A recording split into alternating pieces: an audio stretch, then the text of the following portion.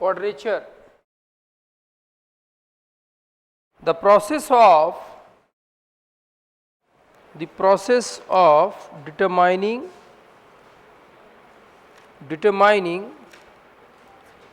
the area of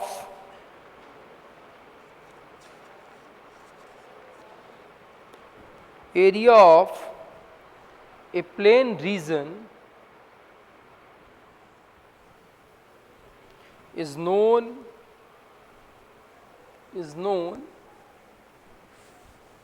as a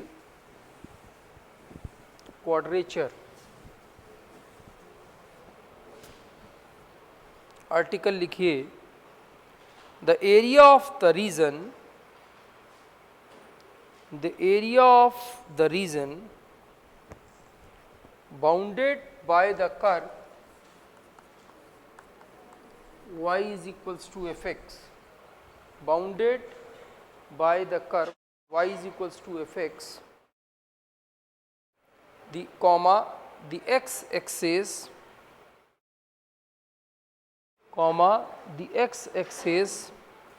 and the two ordinates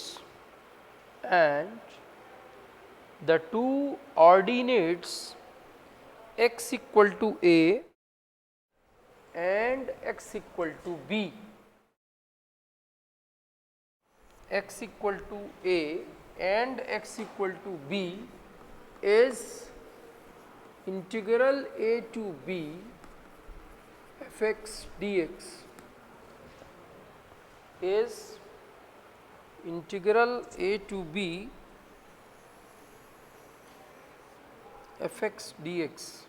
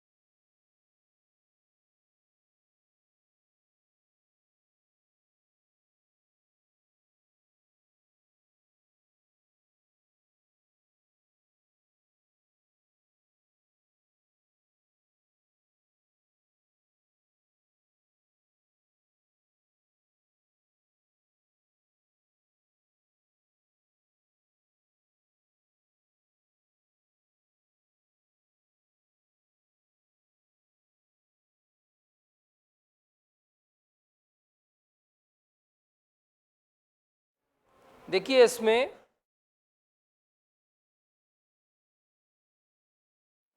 y is equals to f x, article समझिए, पहले article दिया हुआ है, find the area of the region of the curve y is equals to f x bounded by the x axis and the ordinates x equal to a. Here this is the value x equal to a and x equal to b. Between a and b is integral a to b fx dx. This is our article. Now from the figure, y is equals to fx be any curve, this is the curve, p and q be the neighborhood point on the curve. The coordinate of p is xy, coordinate of q is x plus delta x, y plus delta y. Draw the perpendicular from P on x-axis which meets at the point M, perpendicular from Q on x-axis which meets at the point N.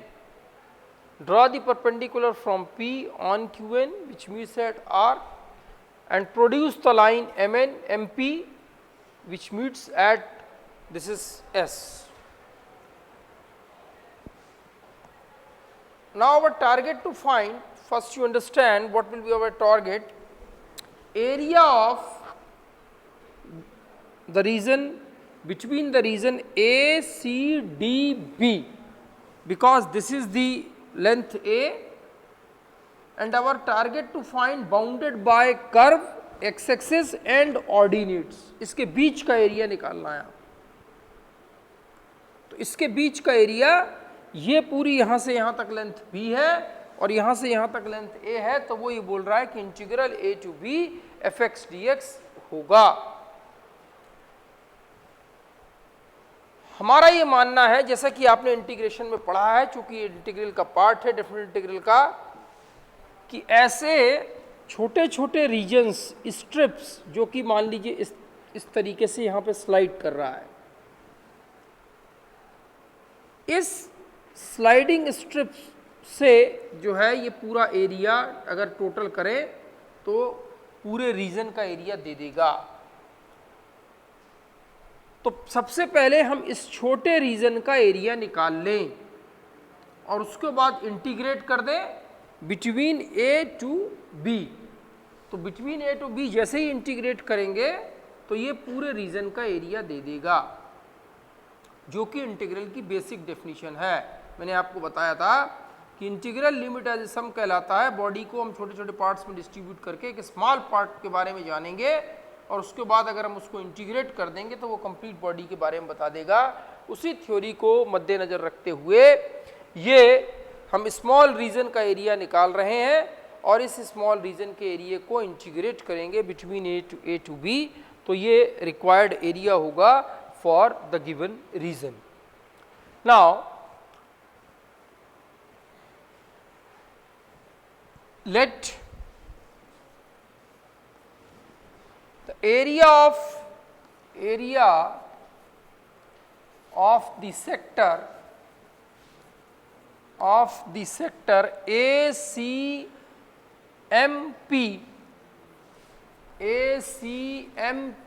is capital A. ACMP, let me assume that the area of the sector ACMP is A.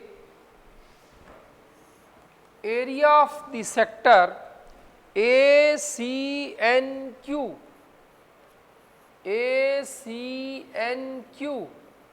is A plus delta A।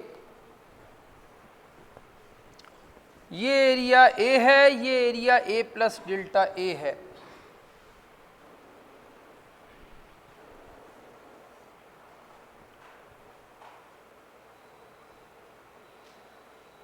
Then area of the sector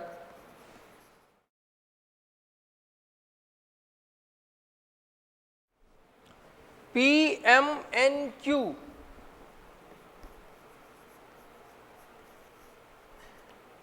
is A plus delta A minus A is equal to delta A।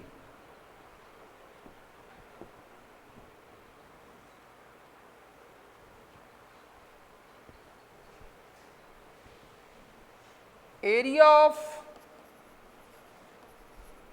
rectangle PMNR is less than area of sector PMNQ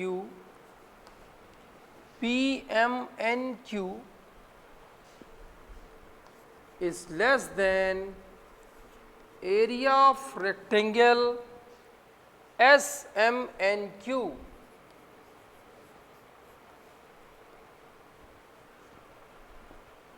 समझिए figure से, इस rectangle का area छोटा होगा इस सेक्टेरियल area से और ये सेक्टेरियल एरिया छोटा होगा इस रेक्टेंगल से SMNQ होगा। फिगर से तो स्पष्ट दिखाई दे रहा है। पहले छोटा आयत बना हुआ है, फिर उसके ये सेक्टर बना हुआ है, इसके अंदर रेक्टेंगल आ रहा है और ये बड़ा रेक्टेंगल है जिसका एरिया सबसे ज़्यादा होगा। Area of rectangle PMNR, this is delta x और ये लेंथ है यहाँ से यहाँ तक y। आयत का एरिया होता है लंबाई गुणे चौड़ाई, तो ये बनेगा y into delta x is less than area of the sector PMNQ that is delta A is less than area of बड़ा वाला rectangle SMNQ y plus delta y into delta x, y plus delta y into delta x, y is less than delta A over delta x is less than y plus delta y. Considering the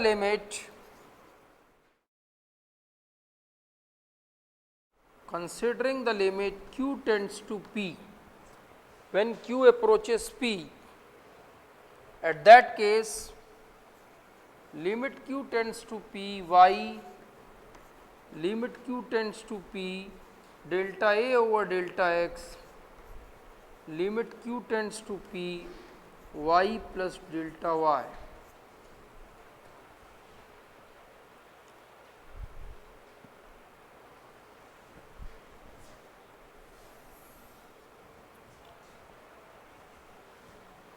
Y limit delta x tends to 0, delta A over delta x is less than y.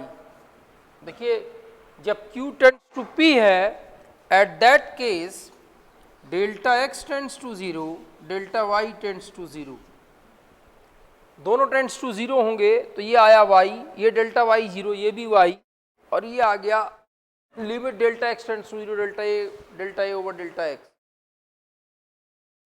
Sandwich theorem ये कहती है कि जो upper और lower function की limit किसी point पर अगर बराबर है तो उस पॉइंट पर मिडिल फंक्शन की लिमिट भी वही होगी। तो उस चूंकि limit delta x tends to 0, limit delta x tends to 0, ये y है, ये y है, and this function is lying between the two function, hence we can say that y is equal to limit delta x tends to 0, delta A over delta x. Logic from sandwich theorem.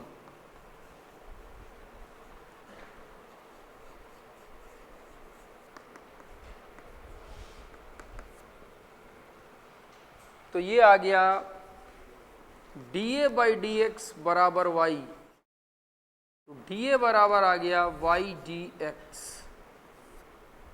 Integral x बराबर a to x बराबर b, both the side between integrate x बराबर a to x बराबर b।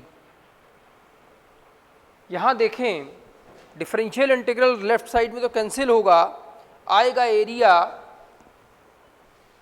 x बराबर b पर यहां से लेकर ये पूरा एरिया आएगा, ओके,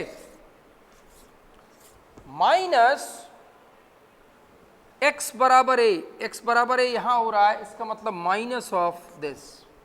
तो ये रिक्वायर्ड एरिया, यही आप निकालना आपका टारगेट था, तो यहां आप लिखेंगे required area a to b, y बराबर एफ एक्स है कर्व की इक्वेशन dx।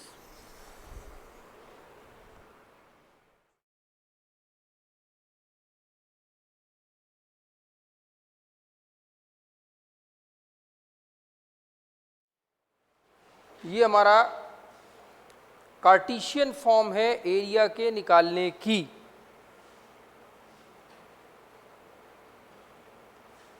कार्टेशियन कर्व के लिए इसी में आर्टिकल देखिए, अगर x बराबर एफ वाई दूसरा कार्टेशियन फॉर्म कर्व हो और इस तरीके से कोई कर्व हो, ये y बराबर c टू y बराबर d हो, तो इसका एरिया उसी के बिल्कुल similarity c to d x dy, c to d x बराबर एफ वाई है, एफ वाई डी वाई।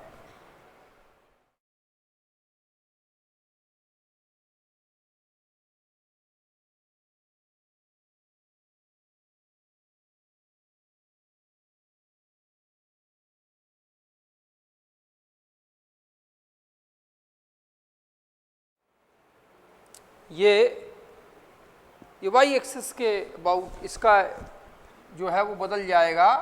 ये है कि x बराबर एफ वाई कोई कर्व है और y axis bounded by y axis and abscissa y बराबर c एंड y बराबर d, then the area of the curve is integral c to d f y d Y.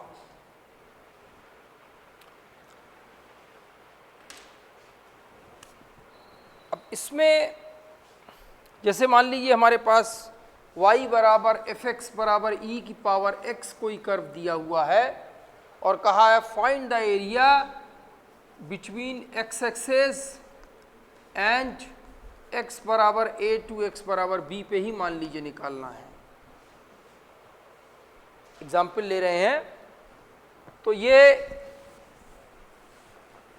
As पर the result formula from a to b y बराबर e की power x dx, यही होगा।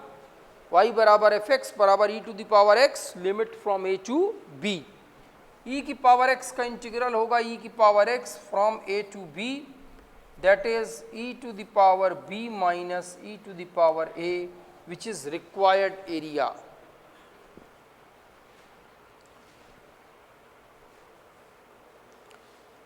यहाँ problem को देखने से और फॉर्मूले को देखने से एक बात अच्छी तरीके से समझ में आती है कि हमें एरिया ऑफ द कर्व निकालने के लिए क्या आवश्यकता होगी। एक तो कर्व की इक्वेशन दी होगी और कहाँ कहाँ से वो बाउंडेड है। देखिए आर्टिकल आपका कहता है कि उस रीजन का एरिया निकालिए जहाँ पर y बराबर एफ एक्स कोई curve bounded by x axis and the ordinates x equal to a and x equal to b. So this is a very important part to find the boundation of the curve, that is the lower limit and the upper limit of the integral. How you can find, that is very important part. In this question, if it is in the question in the form of like this is the curve equation and especially mention it's bounded by x axis and ordinates x equal to a, x equal to b, then certainly you will get the result in the form of like this, e to the power b minus e to the power a. But the question arises in mind if the curve is not in standard form. Standard form means you know the better curve, parabola, hyperbola, ellipse, asteroid, these are all the standard curves in which you know that what will be the curve, tracing of the curves, then you will find the limit of upper limit and the lower limit of the curve. Yes, like suppose example ellipse x square over a square plus y square over b square equal to 1. Okay. Now the question is, this is the ellipse, find the area of the ellipse. So it's so simple, the limit you required, the limit of x और and the limit of x, put it y equal to 0 and get x square over a square equal to 1, so x equal to plus minus a.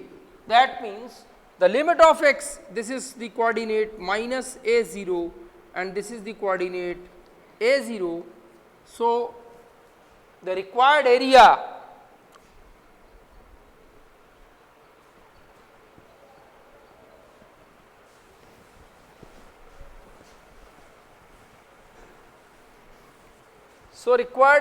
is, this is minus a to a, minus a to a, y dx, what will be the value of y? Y dx is 1 minus x square over a square root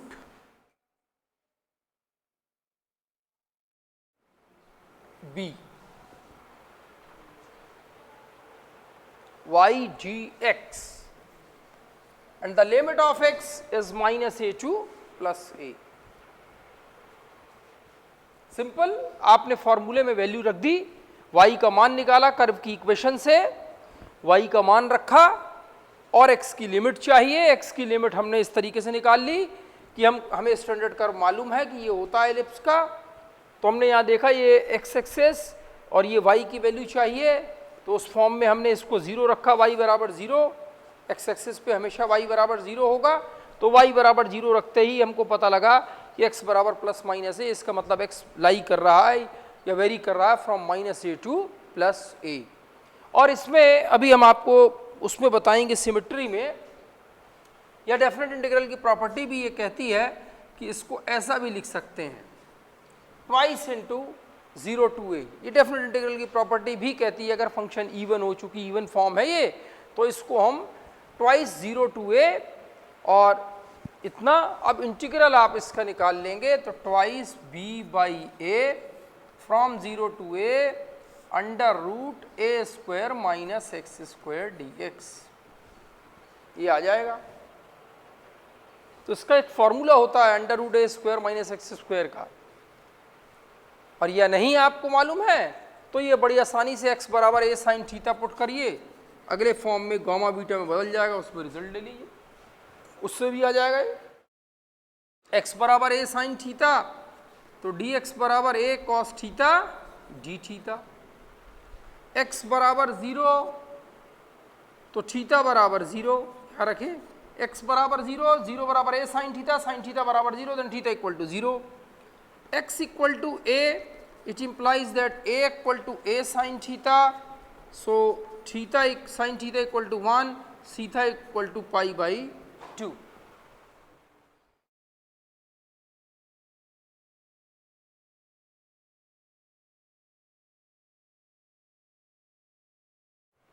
तो यहाँ से आया from 0 to pi by 2 under root a square minus a square sine square theta, और dx बराबर आ गया a cos theta d theta twice b by a.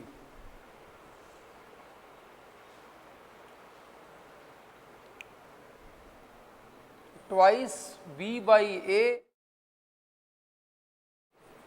Square from 0 to pi by 2, तो a square से ये आया a 1 minus sine square theta बराबर cos square theta, तो यहाँ से आ गया cos square theta d theta.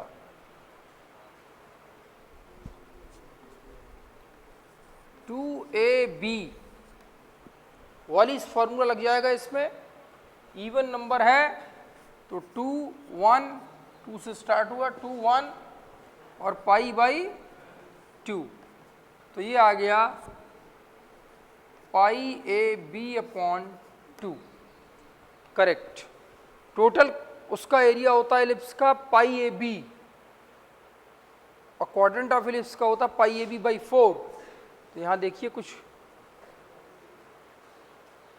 हमने minus a to plus a निकाला ना, तो minus a to plus a पे हाफ ऑफ द एरिया आना चाहिए, तो half of the area pi a b by 2।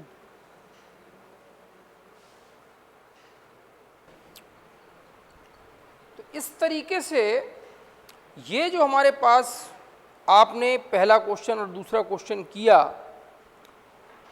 वो ये बताता है कि हमको कर्व की नॉलेज होना जरूरी है, तभी हम इसको निकाल पाएंगे कि इसकी लिमिट क्या होगी। जब तक आप लिमिट नहीं निकाल पाएंगे तब तक आप इंटीग्रल में आगे कैसे बढ़ेंगे। और लिमिट निकालने के लिए जरूरी है कि कर्व की नॉलेज। अब ये तो स्टैंडर्ड कर्व था, एलिप्स हमने खींच दिया, लेकिन कोई जरूरी थोड़ी है कि स्टैंडर्ड कर्व आपको दिया जाए।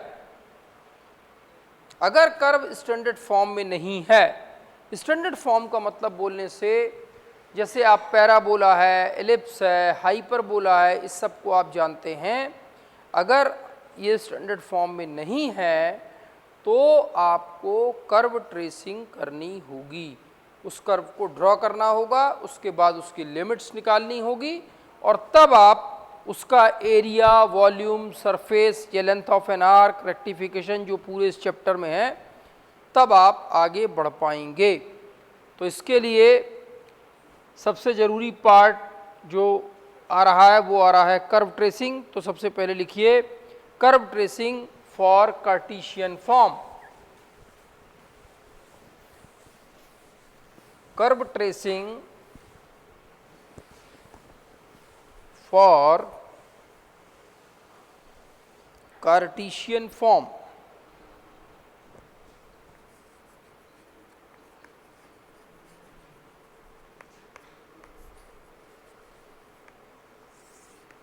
कार्टेशियन फॉर्म होती है y बराबर एफ एक्स या x बराबर एफ वाई।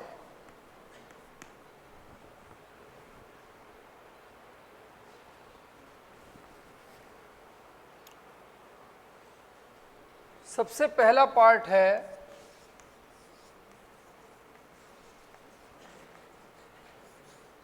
सिमेट्री। सिमेट्री में फर्स्ट पार्ट ए लिखिए, if all the power of x are an even, if all the power of x are an even, then the curve is symmetric about y-axis. Then the curve is symmetric about y-axis. For example, x square equal to 4ay, parabola.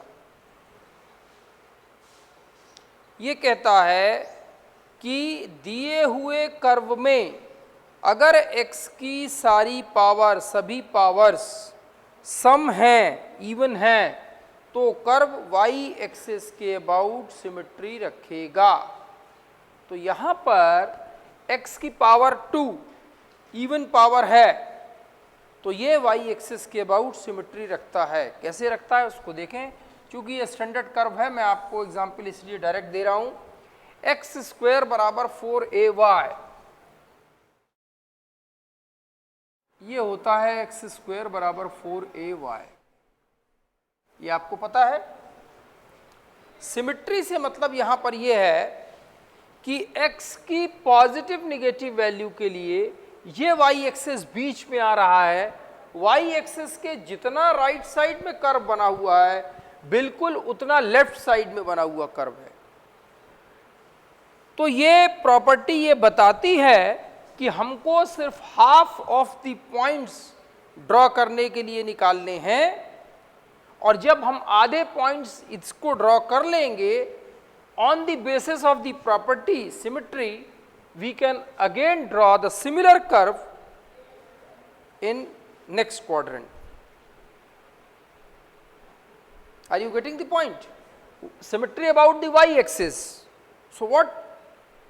Understand that if the symmetry about the y-axis, then we need only the positive quadrants values.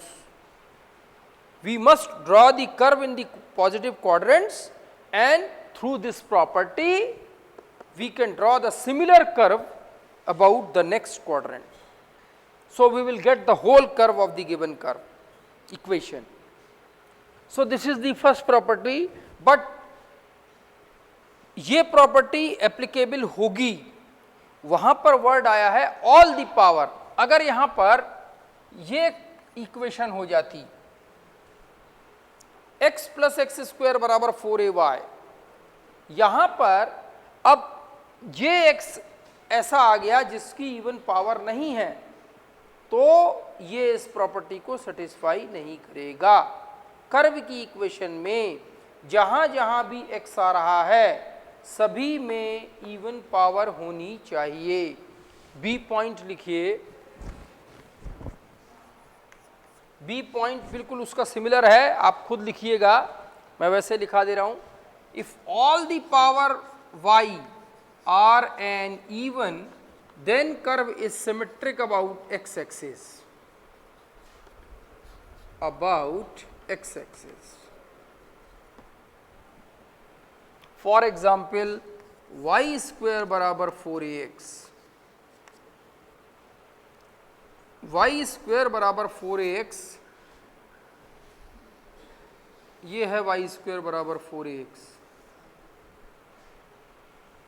y की plus minus value के लिए x की single value exist करती है, तो ये बनता है y स्क्वायर बराबर 4ax। तो यहाँ भी हमने सेम चीज देखी कि अगर हम ये upper part half of the part draw कर लें तो इस प्रॉपर्टी से बाकी के नीचे का पार्ट अपने आप सिमेट्रिक प्रॉपर्टी से ड्रॉ हो जाएगा। तो हमें इसको खींचने के लिए आधे पॉइंट्स की आवश्यकता है। आधे पॉइंट्स प्रॉपर्टी के बेस पे मिल जाएंगे। नेक्स्ट सी पॉइंट सिमेट्री में ही लिखिए, if both are an even power, x और y दोनों ही, if x and y both are an even power, then the curve is symmetric about both the axis, then the curve is symmetric about both the axis, x square upon a square plus y square upon b square equal to 1. Here x is an even power, y is an even power, so the curve is symmetric about both the axes. As we know that this is the equation of ellipse. Yes. तो यहाँ देखिए दोनों axis के about symmetry है। हमने सिर्फ quadrant part को draw किया, 1/4 पार्ट को, ओके। 1/4 पॉइंट इसको ड्रॉ करने के लिए हमने पॉइंट्स निकाले और इसको ड्रॉ कर लिया। अब दिया हुआ है कि एक्स एक्सिस के अबाउट सिमेट्री है, ये रहा एक्स एक्सिस, तो जितना ऊपर बना है उतना ही हमने नीचे बना दिया सिमेट्रिक प्रॉपर्टी से। फिर बोलता है कि वाई एक्सिस के अबाउट भी सिमेट्री है, तो जितना वाई एक्सिस के इधर बना हुआ है उतना वाई एक्सिस के हमने इधर बना दिया। तो सिर्फ आपको 1/4 पार्ट, क्वाड्रेंट ऑफ पार्ट जो है आपको पॉइंट्स निकालने होंगे, ड्रॉ करना होगा, बाकी आपकी प्रॉपर्टी ड्रॉ कर देगी, जिसके लिए आपको पॉइंट्स की आवश्यकता नहीं है। डी पॉइंट लिखिए, if x is replaced by y and y is replaced by x, the given equation of curve remains unchanged. The given equation of curve remains unchanged, then the curve is symmetric about the line y is equal to x. Then the curve is symmetric about the line y is equal to x. ये कहता है x की जगह y रख दें, x is replaced by y and y is replaced by x. Example आपको दे दें, x cube plus y cube plus 3axy बराबर c।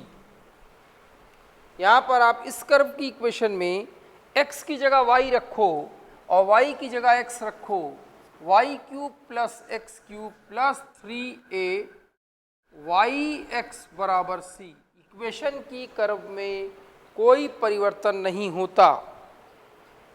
होता तो कर्व सिमेट्री होगा about the line y is equal to x. ये लाइन है y is equal to x.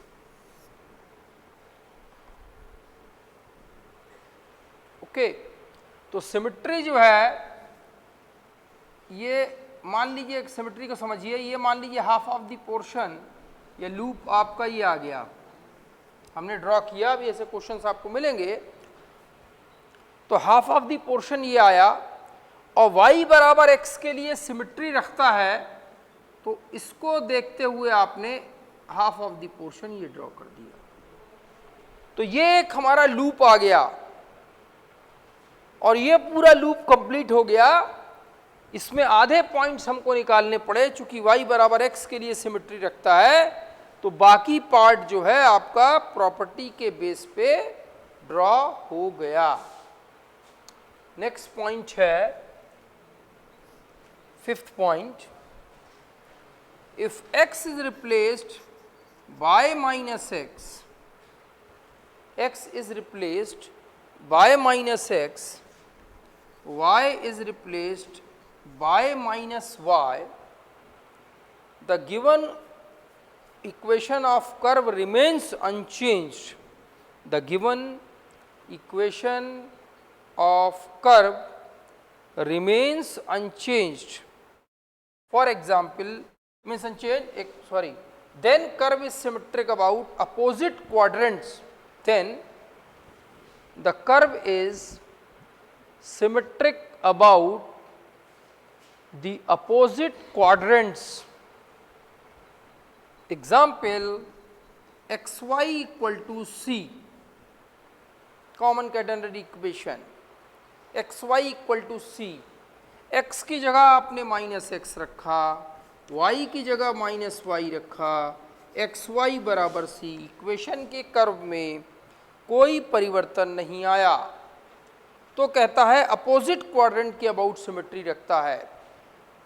अगर यही कर्व इस प्रॉपर्टी को सेटिस्फाई करे, तो जैसे ये पोर्शन एक यहाँ बन गया है, इसका अपोजिट क्वाड्रेंट ये है, तो ये बाकी का पोर्शन ये ऐसे सिमेट्री हो गई।